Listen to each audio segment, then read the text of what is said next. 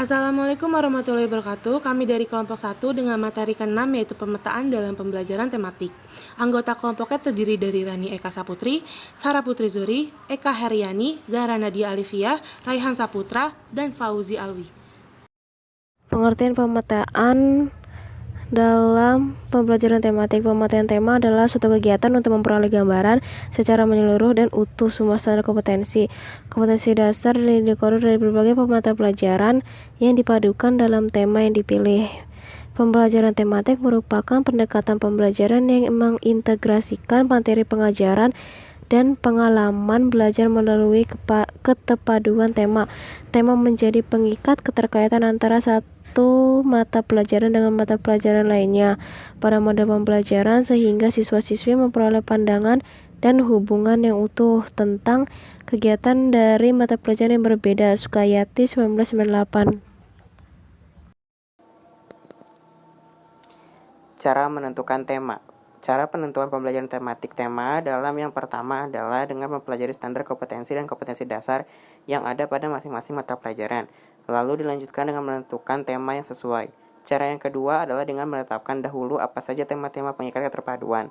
Untuk menentukan tema itu, guru bisa membuat kesepakatan terlebih dahulu dengan siswa sehingga sesuai dengan minat dan kebutuhan dari siswa itu. Dalam penentuan tema ada prinsip-prinsip yang perlu dijadikan pedoman, yaitu 1. Memperhatikan lingkungan terdekat siswa. 2. Tema yang dipilih adalah tema yang termudah dan menuju ke yang sulit. 3. Tema yang dipilih memungkinkan adanya proses berpikir pada siswa. Dan 4. Dari yang sederhana ke yang kompleks. Identifikasi dan analisis standar kompetensi dasar dan indikator. Identifikasi dan analisis standar kompetensi dasar dan indikator melakukan identifikasi dan analisis untuk setiap standar kompetensi dasar dan indikator yang cocok untuk setiap tema sehingga semua standar kompetensi dasar dan indikator terbagi habis. Setelah tema-tema terbentuk, maka guru menyusun pemetaan kompetensi dasar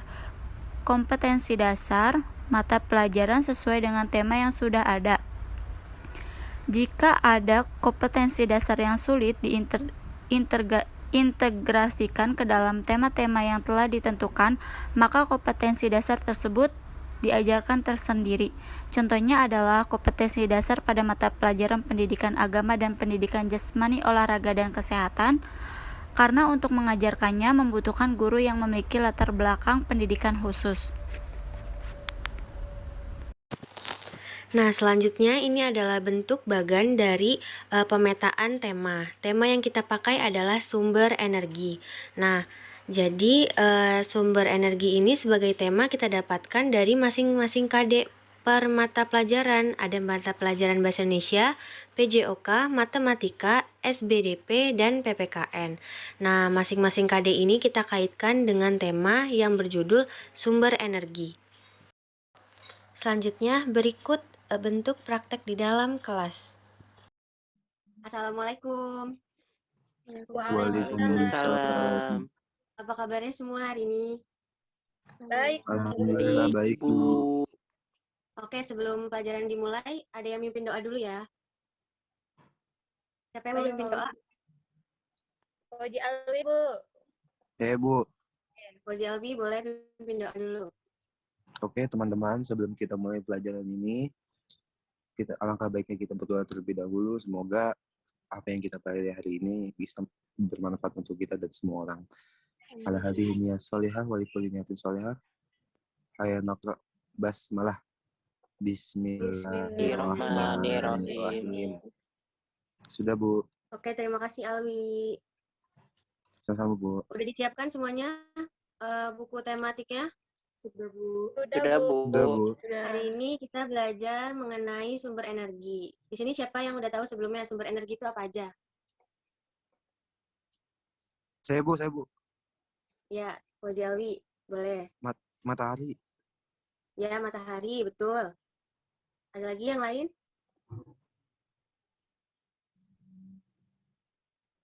Air, Bu, air.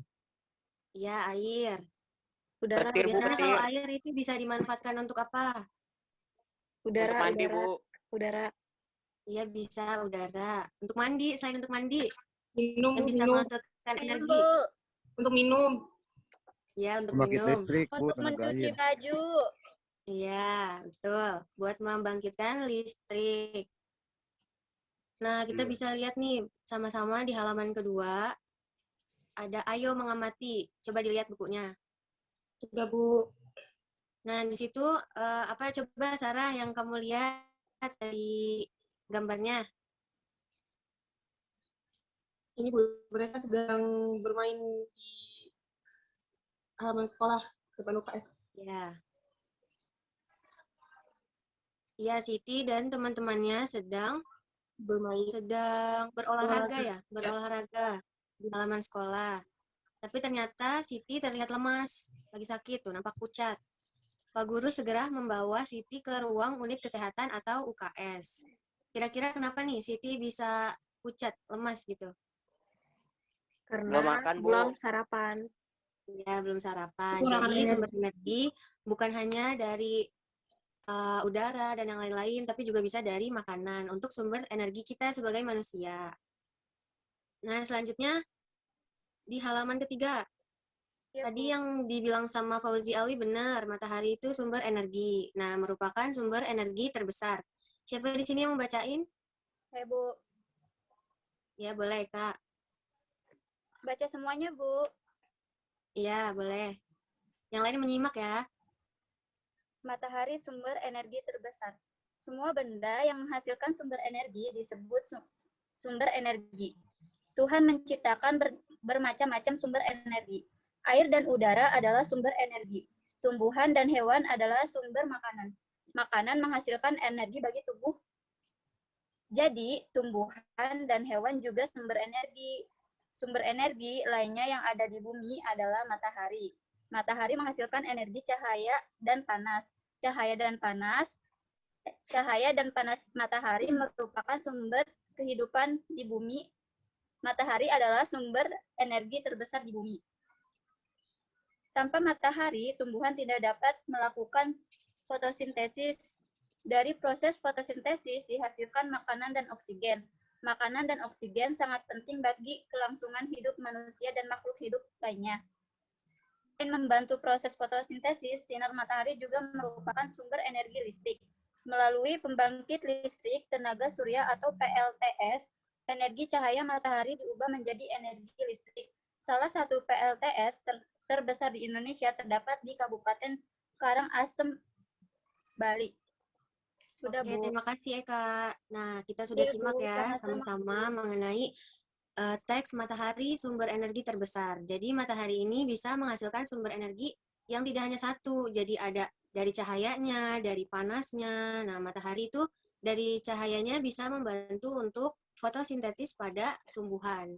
Dan tumbuhan nantinya akan mengeluarkan namanya oksigen. Nah, jadi saling menguntungkan. Nah, selanjutnya di pertemuan ini nanti kalian bisa ini ya dijawab pertanyaannya tuh yang di bawah. Ada 5 pertanyaan. Nanti dikerjakan langsung di bukunya, lalu difotokan, dikirimkan langsung ke Ibu ya. Di WA aja. Baik, Bu. Baik, Bu. Nah, selanjutnya di halaman ke-8. Di halaman ke-8 kita bisa mengamati sama-sama bahwa dari cahaya matahari juga bisa menghasilkan yang namanya percikan api gitu.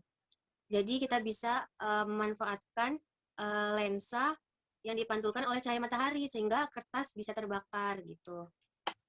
Nah, di bawah nih juga ada perhatikan gambar berikut, beri tanda centang pada gambar kegiatan dan waktunya lebih lama. Beri tanda silang kegiatan yang lebih singkat. Jadi mengerjakannya kalian lihat dulu nih gambarnya. Kalau pakai baju tuh butuh waktu yang singkat atau lama gitu. Nanti kalau tanda silang buat kegiatan yang singkat. Yang tanda checklist untuk kegiatan yang waktunya lama. Oke, bisa langsung dijawab aja nanti di situ ya, dikirimkan ke Ibu. Baik, Bu. Baik. Baik, Bu. Ya, cukup sekian pertemuan hari ini. Nanti kita lanjut di hari selanjutnya, di pertemuan selanjutnya ya. Ya, Bu. Kita ucapkan hamdalah bersama-sama untuk pertemuan hari ini. Alhamdulillahirrahmanirrahim. Cukup sekian ya pertemuan hari ini. Sampai berjumpa di pertemuan selanjutnya. Assalamualaikum. Waalaikumsalam. Waalaikumsalam.